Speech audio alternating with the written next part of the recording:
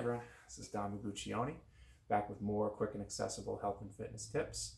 We are continuing today with the topic of sitting, why it's problematic for our health, and more importantly, what we can do about it. So we've talked about muscular imbalances and potential implications for back pain, which is kind of the most commonly thought of issue when it comes to sitting. Maybe something that's not as commonly thought of is impacts on circulation.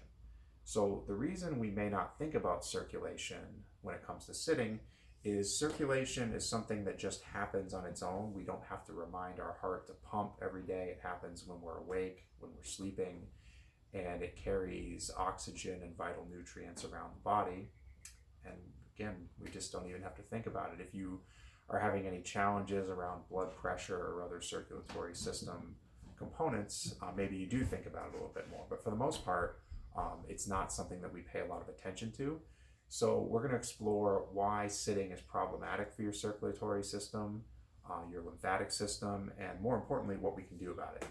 So we'll start with circulatory system, heart and blood vessels. So your heart pumps, sends blood away from your heart, oxygen-rich blood. It's going to your brain, it's going to all your tissues, and it's got a little bit of pressure to send it around initially.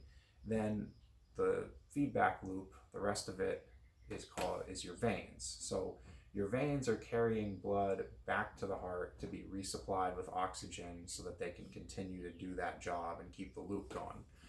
When blood is coming through your veins, it is not under as much pressure because it's further away from the source, from the heart. So veins actually rely a little bit not only on pressure from the system, but also from muscle contraction to complete that loop and do that job. So when you're sitting, you think about your circulatory system sort of like a roadmap of blood vessels.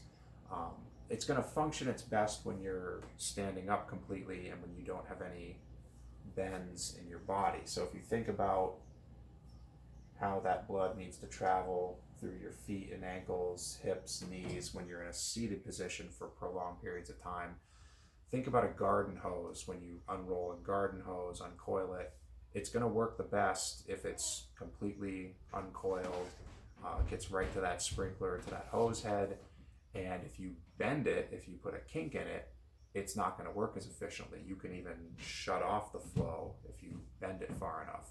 So when you're sitting for prolonged periods of time, your system isn't working as efficiently because it's got all these unnatural bends that it needs to continuously work around, and it can put some stress on that system in the long term. So what to do about it? Very simple. We need to hold ourselves accountable to stand up periodically, every 15 minutes, every half an hour, whatever you need to do to remind yourself, set an alarm, put it on your calendar. So it really depends on the setting you're in and your routine. So if you have a physical job, you don't really need to think about it because you're not sitting very much. You might sit to take a break as opposed to being seated all the time if you're in more of an office setting.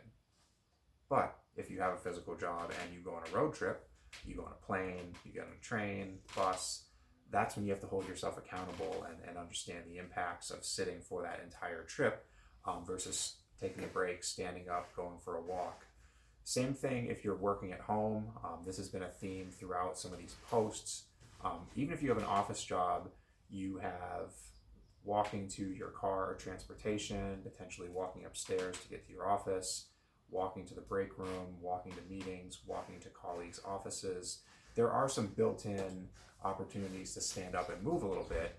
If you're at your house, maybe not so much. You might find yourself literally plunked down with everything you need right at your fingertips, and you don't remember to stand up. So it's important to take inventory of how much we are sitting, what our routine is, and then where are some areas where we need reminders to just get up, take a stretch break, take a walk, help your body do its job and take that stress off the circulatory system.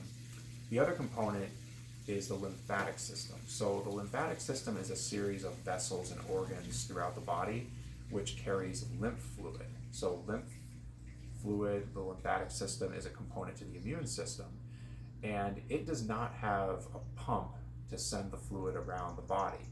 The heart does not pump lymphatic fluid, and there's no equivalent to it in the lymphatic system. So it relies exclusively on movement and muscle contraction to do its job. So even more of a detrimental impact for sitting for prolonged periods of time and not getting up and moving.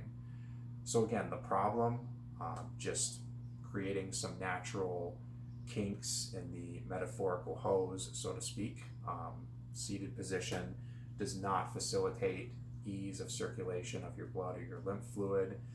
The solution, keep it simple, just get up every 15 minutes, even if you just stand up and give yourself a quick stretch, just a quick little break every 15 minutes. Taking a walk is even better, even just up and down the hallway, just to help your body do its job, take the stress off the system. So that's circulation. Simple topic, but so important, so vital for everyday health. I hope that was helpful, and we will see you next time.